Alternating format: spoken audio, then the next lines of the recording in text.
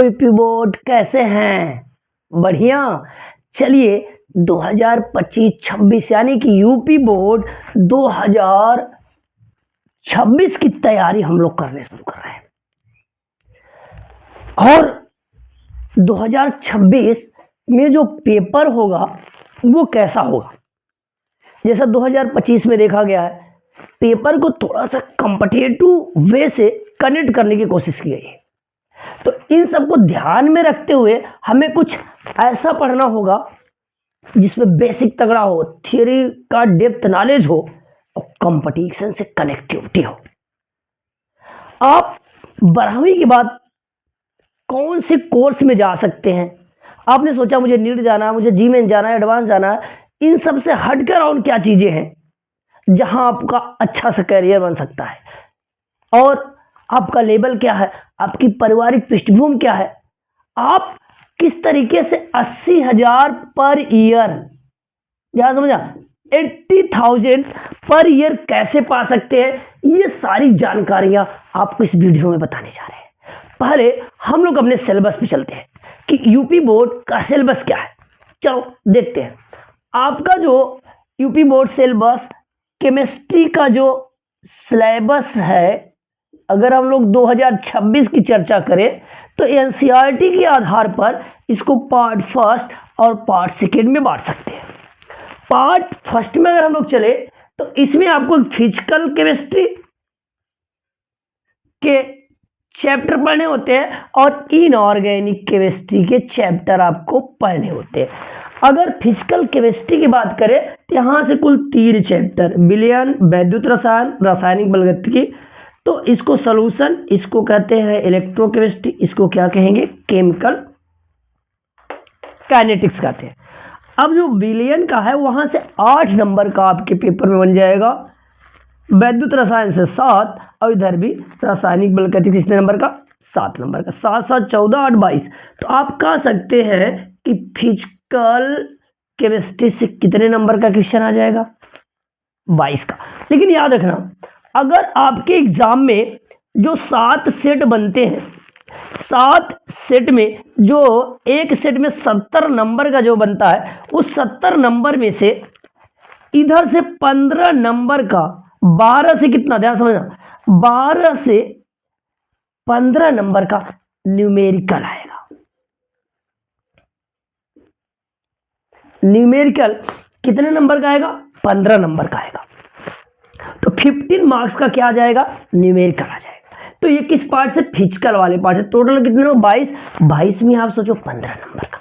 अब देखो इनऑर्गेनिक वाले पार्ट से डी और एफ ये है तो 8 7, यहाँ 7 और 6 है, तो 7 6 कितने हो गए, 13 नंबर का यहाँ हो जाएगा। अगर इनको ऐड कर लो तो पार्ट फर्स्ट से कितने नंबर का, 35 नंबर का।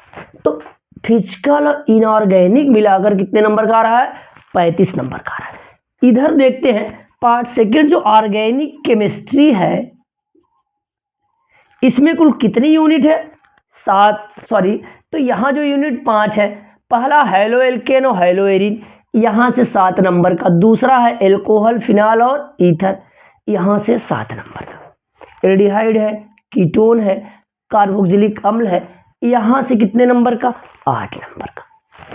इधर देख रहे हैं एमीन चैप्टर से 6 नंबर का, जैव अणु से कितने नंबर का, 7 नंबर। इस जैव अणु में 4 पार्ट है, कार्बोहाइड्रेट है, प्रोटीन है, आपका विटामिन है, और क्या है, न्यूक्लिक एसिड, जिसे डीएनए और आरएनए पढ़ना होता है। तो आप अगर इधर मिला लो तो टोटल देखो 7 7 7, ये मिला लो तो इधर भी आपके एग्जाम में 35 नंबर का क्वेश्चन बन जाएगा। इस आधार पे टोटल यूपी बोर्ड एग्जाम आपका जो केमिस्ट्री होगा वो कितने मार्क्स का हो जाएगा, 70 मार्क्स का हो जाएगा। कितने मार्क्स बोलो, 70 मार्क्स का आ जाएगा, जिसमें +30 कर दो तो आपका ये प्रैक्टिकल का हो जाएगा। तो प्रैक्टिकल तो भैया कॉलेज के ऊपर है आपके, ये आपका सारा धन है, 70 मार्क्स, जितना मेहनत कर लो। अब बात आती है कि हमने तो 11th में कुछ नहीं पढ़ा है, 12th शुरू हो गया है, समझ में कुछ कम आ रही है केमिस्ट्री। आप जहाँ पढ़ रहे हैं पढ़ते रहिए। हम यहाँ जो शुरू करने जा रहे हैं, आपको कैसे आपके फ्यूचर से कनेक्ट कर पाए। आप 12वीं में है तो किस किस कोर्सेज में जा सकते हैं, 12वीं में आपके कैसे नंबर अच्छे आएंगे, हम कितना पढ़ लें, कितना कॉन्सेप्ट बना ले कि हमारे अच्छे नंबर आ जाए, समाज में, हमारे परिवार में हमारा जो नाम है वो बना रहे, लोगों के जहन में वो नाम चलता रहे कि हाँ हम भी पढ़ रहे हैं, पढ़कर ये कुछ कर सकता है। जरूरी नहीं है कि आप बड़े अच्छे पढ़ने में हैं तभी कुछ अच्छा कर पाएंगे। अच्छा तब कर पाएंगे आप जब आपको अच्छी दिशा, अच्छे लोग, सिलेबस की समझ, इससे हम कहाँ जा सकते हैं, सारी जानकारियाँ जब एक साथ आपको मिलेगी तभी आप अच्छा कर पाएंगे। आपको क्या करना है, आप अगर हमारे साथ बने रहते हैं, अगर हमारे साथ आप बने रहते हैं, जो हम ये शुभारंभ करने जा रहे हैं, ये अभी आपने सिलेबस देखा है, शुभारंभ करने जा रहे हैं, तो हम आपको क्या, कैसे, क्यों और कब पढ़ाएंगे, कितना पढ़ाएंगे, ये सब जानकारी आप देखो यहाँ पे। पहले कुछ बातें, एनसीईआरटी को समझो, एनसीईआरटी से आगे बढ़ो। अब क्या होता है, अगर ध्यान से सुनना, आप पहली पॉइंट्स, अगर आप 12वीं पे पास हो गए और आप अच्छे अंकों से 1% वाले इंस्पायर अवार्ड में सेलेक्ट हो जाते हैं, ध्यान सुनना, कितने में, 1% जो इंस्पायर अवार्ड है, अगर इसमें सेलेक्ट होते हैं तो आगे जो भी आप ग्रेजुएशन करोगे साइंस से रिलेटेड, ग्रेजुएशन का जो कोर्स करोगे उसमें अगर वो 4 साल का है तो हर साल आपको 80,000 मिलेगा। अब आप पूछोगे क्यों मिलेगा, साइंस में अच्छे अच्छे प्रैक्टिकल और उसमें कैसे आगे बढ़े, आपकी थिंकिंग कहाँ तक काम कर रही है, को आगे बढ़ाने के लिए कितना मिलेगा। आप सोचो अगर ये 4 साल का ग्रेजुएशन हो गया तो 8 चौक 32, 3 लाख कितने हो जाएंगे, 20,000। पहली पॉइंट सबसे बड़ा इंपॉर्टेंट। चलो क्या आपको इतने पैसे मिल रहे हैं तो पीछे हटेंगे। अब बात आती है कि 1% में कितने परसेंट से सेलेक्ट हो जाएंगे, तो जो अगर देखा जाए तो अगर यहाँ से गए 84 या 85% के एबव जाते हैं तो आप 100% है कि आप 1% में सेलेक्ट हो जाएंगे, 1% में सेलेक्ट हो जाएंगे। जैसे आगे चल के आप बीएससी जैसे कोर्स में, मान लो साइंस का कोर्स है तो आप एडमिशन ले रहे हैं तो आपको हर साल कितना मिलेगा, 80,000। ये पहला रहा। दूसरा कंडीशन है, चलो मान लो कि हमारा इतना परसेंट नहीं आया तो अब हम बड़े नॉर्मल से पढ़ने वाले स्टूडेंट हैं तो हम क्या करेंगे। दूसरा एक कोर्स आप क्या कर सकते हैं जो बड़ा स्कोपेबल है, वो बीएससी नर्सिंग है। अगर आप एक एग्जाम होता है, इसे बॉयज और गर्ल्स दोनों कर सकते हैं, गर्ल्स से रिलेटेड ही नहीं है, बॉयज और गर्ल्स दोनों करेंगे, कोई भी कर ले। अब बात आती है कि हमने कैसे एडमिशन मिलेगा। इसके लिए एक एग्जाम होता है UPC net, Uttar Pradesh common nursing entrance test. ये अधिकतर फॉर्म इसका अप्रैल के महीने में आता है, जून लास्ट या जुलाई में इसका एग्जाम होता है। अगर इसको क्वालिफाई आप कर जाते हो तो आपको 23 गवर्नमेंट कॉलेज, ध्यान सुनना, 23 गवर्नमेंट कॉलेज में नर्सिंग, बीएससी नर्सिंग कोर्स कर लेंगे आप, जहां किसी हॉस्पिटल में जाकर अच्छा खासा आपको इनकम होगा, मान सम्मान रहेगा, सीधा मरीज से कनेक्टिविटी, सारी चीजें डॉक्टर आपके ऊपर छोड़ेगा। तो एक बड़ा अच्छा सा आपके लिए कोर्स है, 23 गवर्नमेंट कॉलेज। फीस कितनी होती है वहां पे, 8,000 पर ईयर लगता है अगर आप इनमें पाते हैं। और ये 4 साल का क्या है, कोर्स है, 4 साल का क्या है, कोर्स है। अब बात आती है 277 जो प्राइवेट कॉलेज है वहां भी एडमिशन मिलेगा, बिना इंट्रेंस के नहीं मिलता बीएससी नर्सिंग में। इंट्रेंस पास आउट करना है आपको, आप यूं ही उलूल जुलूल तरीके से टाइम पास कर रहे हैं, पढ़ तो रहे हैं, लेकिन वो न्यूमेरिकल, वो कनेक्टिविटी, वो कॉम्पिटिटिव एग्जाम आप हट जा रहे हो। तो ये दो बड़े पॉइंट्स को ध्यान में रखते हुए आप इस एग्जाम के लायक कैसे बनाया जाए।